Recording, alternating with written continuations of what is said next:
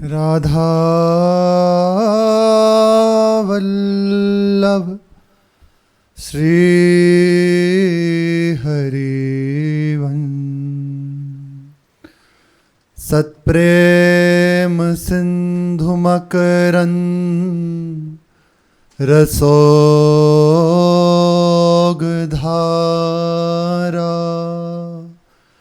सारा नज श्रमभिता स्रवदाश्रितेषु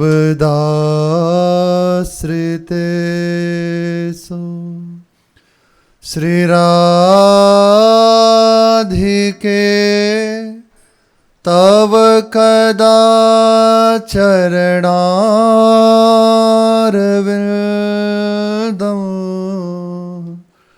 गोविंद जीवन धनम सिरसा वहामि।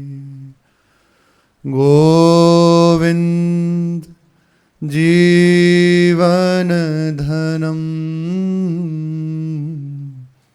सिरसा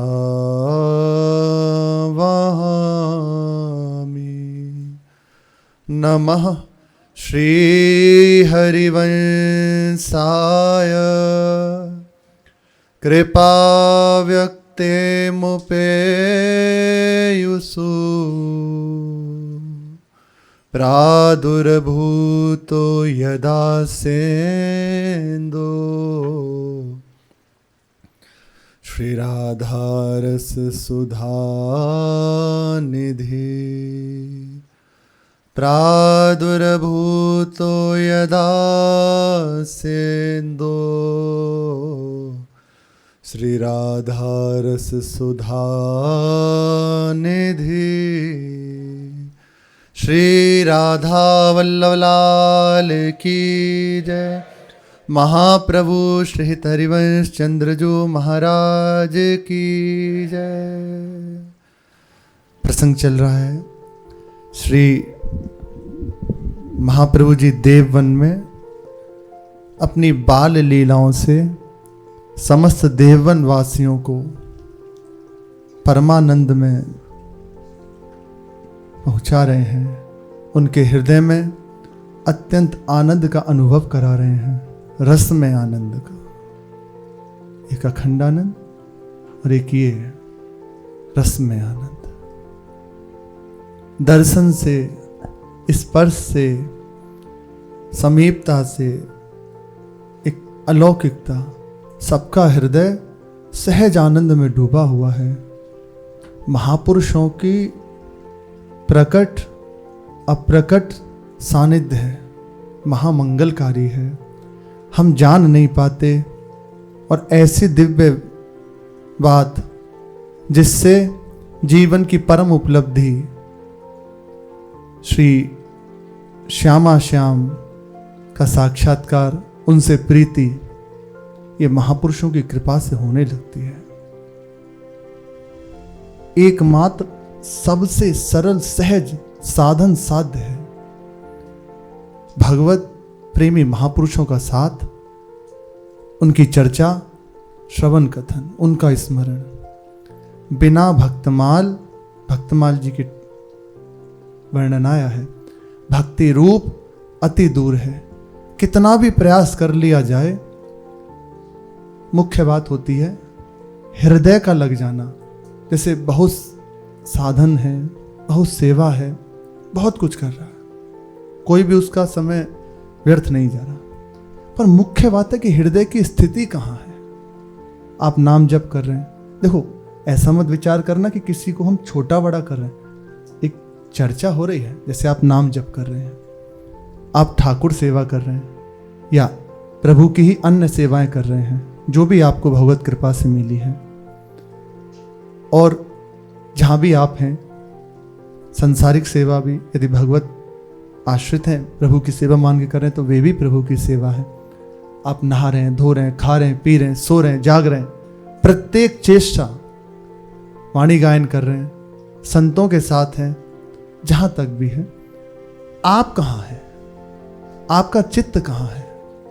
समस्त साधन की ये उपलब्धि है। जो भी हमें प्राप्त हो रहा है उसकी उपलब्धि है कि आपका चित्त कहाँ है। देखते हैं अपने चित्त को कहाँ है। नाम जप कर रहे हैं तो कहाँ है, सत्संग सुन रहे हैं तो कहाँ है चित्त, जो भी सेवा कर रहे हैं तो कहाँ है चित्त। यदि प्रभु का चिंतन हो रहा है, प्रभु से जुड़ा हुआ है, सहज एक स्मृति बनी हुई अंदर सब कुछ करते हुए भी, तो आप ठौर पर हैं। और यदि आप बहुत अच्छा साधन कर रहे हैं, ये सब कर रहे हैं, रात दिन लगे हुए हैं, और चित्त में वही संसारिक चिंतन है, वही संसारिक बात है, संसार की आशा है, तो महापुरुषों की बात है, इसका खास महत्व नहीं है। अभी ठौर पर नहीं पहुंचे, अभी बात नहीं बनी। ये बात कैसे बनती है? अब देखो, रात दिन तो साधन कर ही रहा है, तो प्रश्न हो सकता है तो फिर क्या करें भाई? रात दिन लगे हुए हैं तो क्या करें? अब हर समय सेवा में और ऐसे, लेकिन मन तो नहीं लगता, चित्त तो हमारा संसार में ही भागता है, तब क्या करें? तो हमारा सब बेकार है ना? बेकार नहीं है, लंबा है, समय लगेगा। बेकार कुछ नहीं। आपने जीवन में एक बार भी राधा नाम बोला तो इसका मूल्य कोई नहीं दे सकता। ये ऐसी जगह काम आएगा जहां आप हर तरह से बिल्कुल दिखाई देगा किसी योग्य नहीं हो, कुछ नहीं है, कोई आपका सहयोग नहीं है, उस समय ये राधा नाम आपके काम आएगा। जीवन में यदि एक बार भी बोला है, भगवत प्रेमी महापुरुषों का दर्शन किया, ठाकुर जी का दर्शन किया, उनकी सेवा करिए, जो भी आपने जीवन में प्रभु के लिए किया है, प्रभु की संबंध से युक्त होकर किया है, तो वे निश्चित मानना वे ऐसी अवस्था में काम आएगा कि जहां आपका कोई सहयोग नहीं होगा। उस समय ये नाम विराजमान होगा कि पहले हमसे हिसाब कर लीजिए, फिर इससे बात करना। नाम का हिसाब कोई नहीं कर सकता, त्रिभुवन में कोई नहीं। राम न सकहि नाम गुण गाए। पर ये लंबा प्रोसेस है। वर्तमान में रहते हुए हमारा हृदय ऐसे डूबे, जैसा हम सुनते हैं, जैसे हम बातों को सत्संग में सुन रहे हैं, जैसे हृदय में आ रही है उनकी कृपा, वर्तमान में हमारा चित्त लगा हो। बाहर से चेष्टा हो रही है और अंदर से चित्त भी लगा हो, ये खास बात है। इसे महत्वशाली माना गया है। सेवा हो रही है और अंदर से सुमिरन चल रहा है, साबे मना कृष्ण पदार विंदयो, ये है संसारिक। देखो ना, राजकाज कर रहे हैं, चक्रवर्ती सम्राट हैं, पर चित्त मन श्री ठाकुर जी के चरणों में लगा। ये खास बात है। ये कैसे होता है? हमारे भक्ति मार्ग में, भजन मार्ग में, परमार्थ में सबसे खास बात है आपका चित्त कहाँ है, आप कहाँ हैं। आपकी उपलब्धि आपके चित्त से, जहां आपका मन है वहां आप हैं। भले आप यहां बैठे हैं, यदि आपका मन कहीं बाजार में घूम रहा है तो आप उस जगह माने जाएंगे। ये कैसे हो? ये होता है भगवत प्रेमी महात्माओं की कृपा से। बिना भक्तमाल भक्ति रूप अति दूर है, यहां से होती है बात, ये प्राप्त होता है। और ये बात हम जान नहीं पाते बिना प्रयास के। ये अहेतु की दातार हैं, परम उदार रिजवार हैं, खुले दरबार हैं। इस दरबार की खास बात यह है कि दे रहे हैं पर दिखाई नहीं देता। आप आए और आपकी झोली भर भी गई, जान भी नहीं पाओगे। ये इस दरबार की खास बात है। ये प्रभु से भी इसलिए महिमाशाली है। श्री भक्तमाल के टीकाकार कह रहे हैं, बार बार इसीलिए पंक्ति कह रहे हैं कि बात हमारे हृदय में बैठ जाए। बिना भक्तमाल भक्ति रूप अति दूर है। भक्तों के सानिध्य के बिना, भक्तों की चर्चाओं के बिना, महापुरुषों के सानिध्य के बिना, उनके स्मरण के बिना भक्ति का ये रूप हृदय डूबा हुआ है, ये प्राप्त नहीं होता। साधन हो सकता है, पर ये हृदय उसमें डूब रहा है, नाम ले रहे हैं, डूबा हुआ, ये भक्तों के संग से होता है। इसलिए श्री महाराज जी बहुत बार बता चुके हैं कि नित्य प्रातःकाल भक्तों का स्मरण करना ही चाहिए। हर चेष्टा में स्मरण करना प्रारंभ कर। जब हृदय में कोई पीड़ा होती है, साधक के परमार्थ की ओर चलना चाहता है, चिंतन करना चाहता है, अब चित्त संसार में घुस रहा है, भला होता है कि कोई ना कोई विषय ऐसा हावी हो गया मन पे, क्या करे उसमें, बस पुकारे प्रभु को नहीं, इन प्रभु प्रेमी जनों को। आप देखना विशेष चमत्कार हो जाता है, विशेष चमत्कार। ऐसे दिव्य दिव्य सूत्र तत्काल हृदय में प्रकट हो जाएंगे। हे कहाँ, कैसे, कुछ नहीं। अच्छा, उनकी ओर से आ रहा है, तत्काल वो असर करता है, तभी तो आगे बढ़ते हैं। उपासक बढ़ता कैसे, ऐसे ही तो बढ़ता है। बाहर से ऐसी परिस्थिति है, सब प्रतिकूलता, शरीर भी रोगी। अब कहता है प्रभु देखो इस जगह पे विश्वास डगमगाता है, भजन में चल रहे हो, ऐसी अवस्था क्या करें, कोई व्यवस्था भी नहीं है, क्या करें। तो एकदम जो भक्तमाल जी का भक्तों का आश्रय लिए हुए ना, उनके हृदय में आता है। अरे कितने कितने बड़े महाभागवत जन हुए, कितना कष्ट उनके जीवन में। देखो श्री मूरत ध्वज जी को, चंद्रहास जी को, नारद जी का जीवन देखो, और क्या टूटे नहीं, बढ़ते चले गए। अपने महाराज जी कैसी परिस्थिति रही, लेकिन कभी डिगे नहीं, बढ़ते चले गए। तत्काल ऐसा उत्साह प्रकट होता, सब बढ़ पड़ता, नहीं नहीं कुछ नहीं, हटो, मन की निराशा नहीं, आगे बढ़। इसलिए भक्तमाल के बिना भक्तों के सानिध्य के ये रूप नहीं प्रकट होता भक्ति का। भजन क्रिया हो सकती है, पर भजन में डूबना भक्तों के संग से होता है, ये विशेष बात है। इसलिए महापुरुषों का स्मरण, उनका चिंतन, ये बहुत भगवत कृपा से होता है। भक्तों के चरणों में प्रीति, अरे दुर्लभ बात है, क्योंकि हम उनको मनुष्य समझते हैं। हमारे जैसे ही तो खाते पीते हंसते बोलते हैं, क्या खास बात है। जैसे हम आप हैं, आप यदि कुछ विशेष भगवत कृपा से प्रभु के चरणों में अर्पित होने लग जाएं, उनकी महिमा से युक्त हो जाएं, तो ज़्यादा हमारे हृदय में ये थोड़ी होगा कि अरे कोई बड़े हैं। क्यों? क्योंकि देख रहे हैं अरे हमारे जैसे तो हमारे साथी तो रहते हैं, और ये नहीं होता। जिसने संतों के चरणों में आसक्ति कर ली, मान लिया कि यदि प्रभु को रिझाना है तो यही चाबी है, यही है, इनके बिना प्रभु को नहीं रिझाया जा सकता। पक्की बात, बिना भक्तों की कृपा के प्रभु को नहीं जाना जा सकता, नहीं जाना जा सकता। बिना भक्तमाल भक्ति रूप अति दूर है। भक्तों की कृपा से बहुत जल्दी ऐसी रसमयी भक्ति हृदय में प्रकट हो जाती है। श्री 42 लीला जी में श्री ध्रुवदास जी कह रहे हैं, रे मन रसिकन संग बिनु, भगवत प्रेमी महात्माओं के संग के बिना रंच न उपजय प्रेम, यह रस को साधन यह और करो जिन्हें। बिना भक्तों के संग के, बिना रसिकों के संग के हृदय में प्रेम नहीं प्रकट हो सकता। जिससे हमारे श्यामा श्याम रीझते हैं, वो नहीं प्रकट हो सकता। चाहे कितना भी साधन कर लो, कितने भी नियम में अपने को बांध लो, और जहां भगवत प्रेमी महात्माओं के संग से थोड़ा भी प्रीति हृदय में हुई, तो आगे ही कह रहे हैं, रंच प्रेम में अपन पो हारत नवल किशोर। रंच मात्र प्रेम जहां हृदय में प्रकट हुआ, श्री श्यामा श्याम अपने आप को उस उपासक के अधीन कर देते हैं, उसके हृदय में बंदी हो जाते हैं। प्रेमी महापुरुषों के सानिध्य रस में, तो भगवत कृपा से हमें जो प्रेमी जनों की चर्चा सुनने को मिल रही है, दर्शन मिल रहा है, सानिध्य मिल रहा है, हृदय में बहुत महत्व होना चाहिए। आप देख लेना, इसमें बस यही कहा जाता है, आप देख लेना।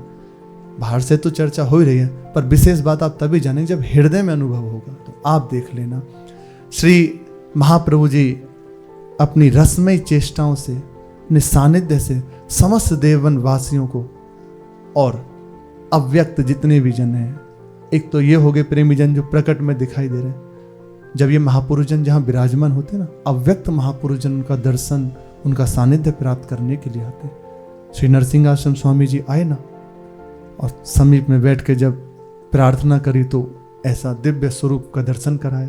तो व्यक्त अव्यक्त महापुरुषों का दर्शन होता है, प्रकट में रहते हैं उनके साथ में, जहाँ ये प्रेमी जन प्रकट होते हैं। एक बार श्री राधा बाबा, बहुत प्रसंग हैं से, अपनी कुंज में विराजमान थे, तो उन्हीं के जो बाबा के प्रति भाव रखते थे, गुरु भाव, प्रकट में तो दीक्षा बाबा नहीं देते थे, तो उन्होंने विचार किया कि प्रातःकाल का समय, चलो बाबा को दर्शन कराते हैं और कुछ चर्चा बाबा से हो जाएगी। पहुंचे तो देखा बाबा की जो कुटी है उसका द्वार बंद है। तो उन्होंने सोचा कि थोड़ी देर में तो खुल ही जाएगा, बाहर ही बैठ गए। खटखटाया नहीं कि कहीं बाबा भजन में हो, चिंतन में हो, विक्षेप पहुंचे, इसलिए उसको खटखटाया नहीं, बैठ गए बाहर ही। थोड़ी देर में सुनाई दिया कि अंदर से कई, जैसे बहुत जन हो उनकी आवाज आ रही है, कई जन हो ऐसे आवाज आ रही है। उन्होंने सोचा कि अंदर तो केवल बाबा है। फिर 2 जन की आवाज आने लगी, एक बाबा की और दूसरे जो वहां विराजमान है उनकी। फिर थोड़ी देर में 3-4 जन हैं, जैसे कोई चर्चा हुई, फिर हंसे, ऐसे आवाज आने लगी। वो देखते रहे, अब कौतुक हो गया उनके हृदय में। तो उन्होंने सोचा बाबा आए तभी पूछेंगे। बैठे रहे, घंटा, 1.5 घंटा, 2 घंटे, जितनी देर लगी। बाबा दरवाजा खोले, बाहर निकले तो देखा केवल बाबा बाहर निकल रहे हैं और कोई नहीं है। और पीछे से बस एक परछाई दिखाई दी, एक उन्हें, और सब जो थे उनकी नहीं, केवल एक परछाई। वो भी थोड़ी देर दिखी और अंतर्ध्यान हो गई। थोड़ी देर बाहर ही बाबा के सामने खड़ी रही, और वो परछाई थोड़ी देर में अंतर्ध्यान हो गई। अब तो प्रणाम किया जो ही, बाबा ने देखा, अच्छा, कहा बाबा मैं आया तो किसी और बात के लिए था, पर अब मेरे हृदय में कोई और प्रश्न हो गया कि क्या, कि अंदर से निकले तो आप हैं, पर मैं बहुत देर से यहाँ बैठा हुआ सुन रहा हूँ कि कई आवाजें आ रही हैं, चर्चा की आवाज आ रही है, हंसने की आवाज आ रही थी, ये कौन था? बोले तुमने देखा नहीं? बेबी 3 लाख नाम जप करने वाले नित्य, बाबा का नियम था इतना तो कम से कम करो। 1 लाख, अगर प्रश्न करना है तो 50,000, 1 लाख, इससे बात नीचे नहीं। समझ ही नहीं पाओगे, बुद्धि काम ही नहीं करोगे। खान पान ऐसा दूषित, संसारी चिंतन, तो कैसे ये भागवतिक बातों को समझ सकते हैं? इसलिए इतना नाम जप, आराधना, खान पान शुद्ध, तब हमसे प्रश्न करना आगे, हमारी बात एक बार में समझ जाओगे। ने कहा तुमने देखा नहीं? तो ने कहा बाबा बस जब आप बाहर निकल के आए तो देखा कि 1 जन थे।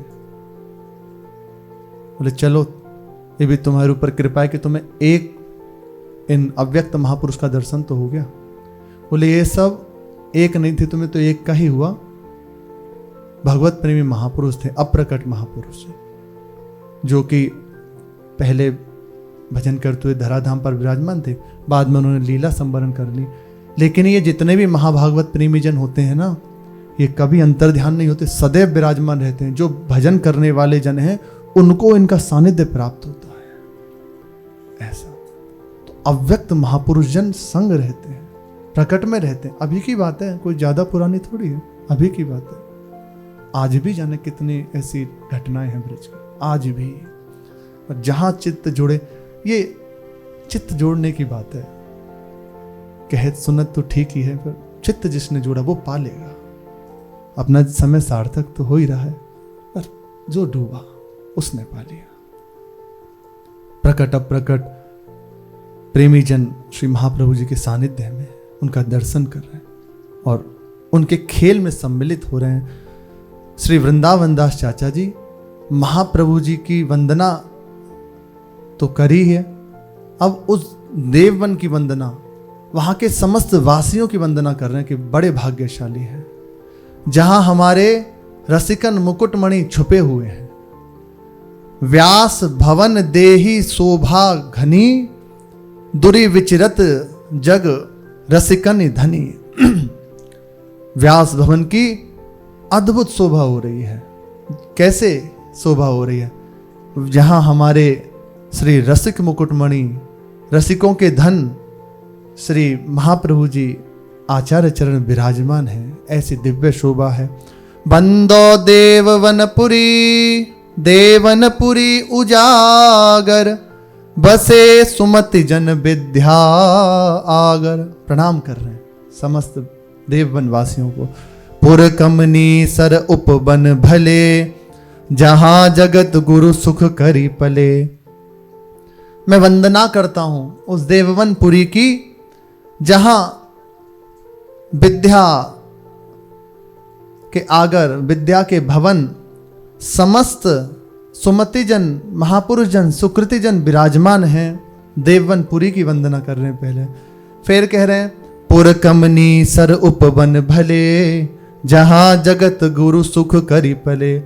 समस्त देववन के सर, उपवन, लता पता सबकी वंदना करता हूं, जहां हमारे जगत गुरु रसिकाचार्य मुकुटमणि श्री महाप्रभु जी पोषित हुए हैं, पले हैं, जहां उन्होंने अपना बालपन बिताया है। बंदो तात मात पग तली, सीधे चरणों के लिए नहीं कह रहे, उनकी चरण पादुका को प्रणाम है। पग तली, उस पादुका को प्रणाम है। बंदो तात मात, ये प्रेम का लक्षण है। अपने प्रीतम की प्रत्येक संबंधित वस्तु अति प्रिय होती है। स्वयं महाप्रभु जी जिस समय श्रीमद् राधा सुधा निधि जी का प्रारंभ करते हैं तो उस दिशा को प्रणाम कर रहे हैं जहां हमारी महारानी जो विराजमान है। तस्या नमोस्तु वृषभानु भुवो दिसेपि, उस दिशा को प्रणाम है जहां श्री जी विराजमान है। ये प्रेम का लक्षण है। उससे संबंधित उनकी प्रत्येक चेष्टा, उनकी बात, उनकी वस्तु, वो सब प्रिय, प्राण प्रिय हो जाती है। प्रेम का लक्षण है। अभी प्रेम हुआ नहीं है, इसलिए ये लगता है कि भगवत प्राप्ति हो जाए, जल्दी से फंद कटे। अरे फंद नहीं, एक एक चेष्टा, एक एक बात, एक एक चीज ऐसी आनंद देने वाली हो जाती है, क्या कहें। हमारे प्रभु की है, हमारी श्री जी की है। और ये होता कैसे है? जिस उपासक ने ठान लिया है अब प्राण भले छूटने पर प्रभु को नहीं छूट सकता, चाहे जो हो जाए, सब कुछ सहूंगा, सब कुछ सहूंगा। जिसने जीवन में नियम ले लिया है, सब कुछ सहूंगा, किसी से कुछ नहीं कहूंगा, बस प्रभु को प्राप्त करूंगा। उसके जीवन में ये बहुत जल्दी बात आ जाती है, वो बहुत जल्दी डूब जाता है। उसके डूबने में संशय नहीं, पर जहां कहीं भी ऐसा होना चाहिए, ऐसा नहीं होना चाहिए, ये है वो नहीं है, उससे लंबा, ऐसा नहीं कि वो नहीं डूबेगा, पर लंबा समय अभी दौड़ो। जिस समय क्यों खत्म हो जाएगा ना, हो जाएगी बात। तो श्री वृंदावन दास चाचा जी वंदना कर रहे हैं, एक एक वस्तु की वंदना कर रहे हैं, वन उपवन सबकी वंदना कर रहे हैं। कह रहे हैं बंदो तात मात पग तली, दिन दुलरावे जे विधि भली, व्यास भवन देही शोभा घनी, दुरि बिचरत जग रसिकनी धनी। मैं वंदना करता हूं श्री पिता व्यास मिश्र जी और माता तारा रानी जी की चरण पादुका की, जिन्होंने अनुदिन श्री आचार्य चरण को दुलार किया है, सदैव उनके मुख कमल को निरखते रहते हैं। ऐसी करुणा, ऐसी कृपा उनके ऊपर हुई, मैं उनकी वंदना करता हूं। व्यास भवन की शोभा अद्भुत हो रही है। क्यों अद्भुत हो रही है? हमारे आचार्य जगत गुरु रसिक मुकुटमणि, रसिकों के धन श्री हरिवंश महाप्रभु जी छिपे हुए हैं, बाल रूप में छिपे हुए हैं।